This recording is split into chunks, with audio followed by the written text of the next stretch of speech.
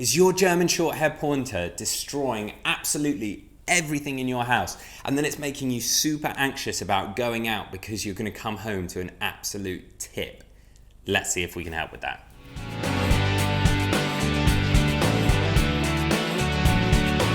Welcome back to the Fenrir German Shorthaired Pointer Show. My name's Joe and I'm a certified canine leader here at FenrirCanineLeaders.com. We are dedicated to helping you learn everything you could possibly want to know about the wonderful German Shorthaired Pointer, and then how to become a high-level canine leader so you can raise your very own. If you're new here, don't forget to subscribe and turn on that notification bell, as we have 2 dedicated videos coming here every single week, so I would hate for you to miss out on them. The German Shorthaired Pointer is a high-energy dog, and if it's not exercised well, can sometimes turn its attention to just destroying everything in your home.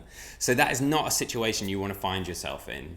So today we're going to be tuning into a webinar that the CEO and founder of FenrirCanineLeaders.com, Will, has recorded all about dogs that will not stop destroying things and how to train and deal with that situation. So over to you, Will. So in this quickfire webinar, we're going to be talking about how I, as a canine behaviourist, help the clients that I work with destructive behaviours with their dogs, whether that's destroying furniture, destroying doors, digging up carpets, any kind of destruction in the home we're going to address in today's webinar. So let's dive into it. And when it comes to destructive behaviours, it's a little bit different from many of the other common behaviours. As a behaviourist, if that's something that you're interested in working towards in the future, you're going to address. And that as myself, it's very different from, say, a behaviour like extreme aggression or extreme reactivity, where you're there in the heat of the moment and you can implement a strategy or a behaviour modification program or intervention there and then and address the issue and deal with it. Destruction tends to be an issue when people go out to work and they come home and the home is destroyed. So we have to address it in a little bit of a different way. And oftentimes it's more around the management of a behaviour as opposed to being able to correct the behaviour. Now let me explain what I mean. First and foremost, we have to understand where is it that a destructive behaviour comes from. Now in my experience of losing count of the amount of cases I've helped people with this with, it tends to come from one of 2 places. By far though, the most common is simply pent up frustration in terms of a lack of outlet for physical and mental stimulation requirements. What that basically means is you are not doing enough exercise with your dog. If you go out and do more exercise with your dog, give them more mental stimulation, enough that truly satisfies them every single day, depending on their breed and specific requirements for them as a dog, that will 9 times out of 10 address the problem of destructive behaviours. Now, sometimes people don't want to hear that. What they want is for me as a behaviourist with the reputation that I've got to be able to come in and wave a magic wand. They don't have to do anything for their lifestyle and I fix their broken dog. Their dog isn't broken, the dog is simply bored and frustrated. We need to give them a positive outlet for that frustration and that will address the problem. So we're going to significantly increase the amount of exercise we're doing and significantly increase the amount of mental stimulation that we're giving them. If you're prepared to do that, 9 times out of 10 you're going to solve this problem. Now if you want to do that in more of a professional setting, you're going to have to develop the people skills of being able to get that across to your clients in a way that first of all won't upset them by simply calling them out and telling them that they're the problem, but helping them see that that's the case and helping them come up with a process and a program of how it is that they can quickly and efficiently be able to provide additional exercise and mental stimulation. And that's where you can develop different strategies around quick fire ways of exercising dogs, quick fire ways of providing more mental stimulation for them. Hey guys, very quickly, in case you didn't know, we have our Perfect Puppy program. It's the program that I designed myself as a canine behaviorist to help you guys become a high-level canine leader yourself, and then how to be able to take your puppy from the second you bring it home all the way through to that dream of the perfect canine companion that you've always wanted. So if you want more information on that, there'll be a link down in the description box below. Thousands of people have now gone through that process to extremely high levels of success. So there's some testimonials you can go and check out. More information, it's all in the description box below, but let's get back into the video you were just watching. And as is always the case with any behaviour case that I work on, I always help our owners restructure their relationship with their dogs and help them become a higher level canine leader.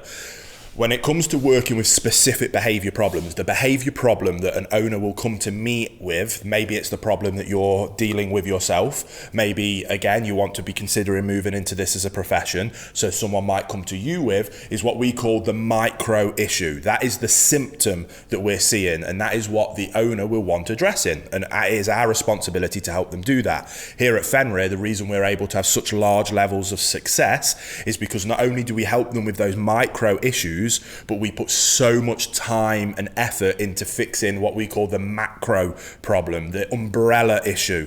And that is always around relationship with your dog, around the owners becoming a higher level canine leader that has a dog that will look up to them for guidance and direction. If we can achieve that, that opens up an incredible pathway of communication between themselves and the dog, which then allows us to teach them the things that we do want and the things that we don't want from them.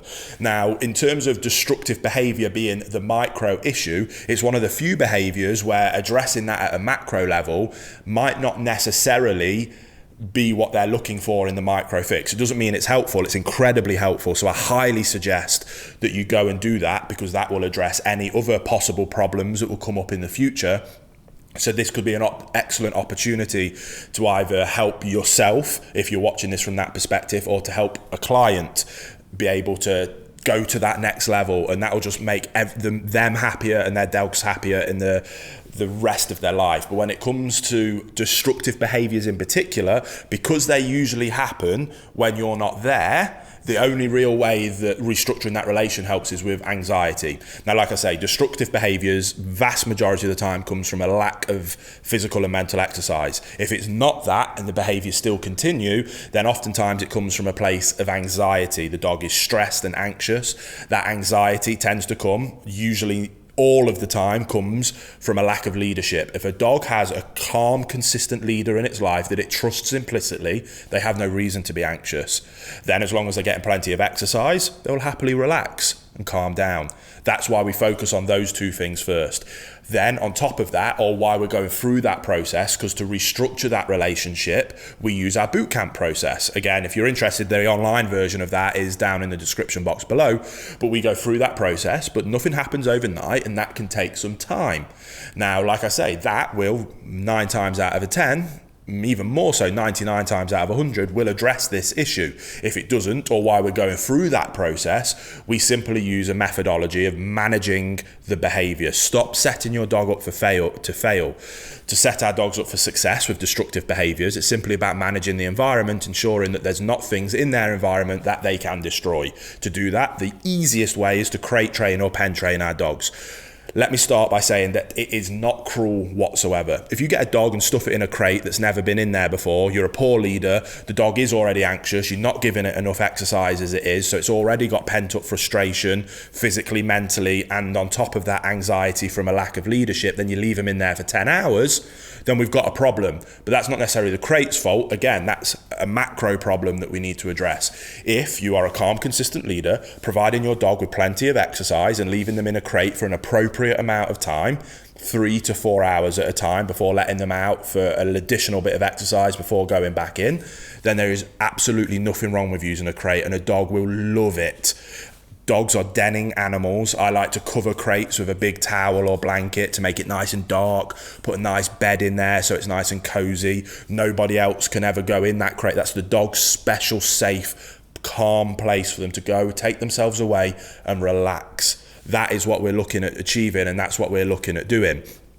To help with destructive behaviors, if we can get the dog to learn to love their crate, which is very easy if we follow that basic methodology, we leave them in there with a frozen Kong, get a Kong toy, stuff it full of some meat pate, chuck it in the freezer. Then before you go out, 10 minutes before you go out, let them sniff the Kong, put the Kong into the crate, shut the crate door so they can't get in there. And I promise you do that every time, your dog will be begging you to go away so that you can let them in the crate and shut them in there with that Kong. They'll look forward to that time alone. You add that on top of exercise, they go in, the Kong provides additional mental stimulation while they work their way through it. Happy days, everyone's happy. The dog then works their way through the Kong. Oh, I'm knackered now, I'm just gonna have a little sleep until the boss comes home. You come home, do a bit more exercise.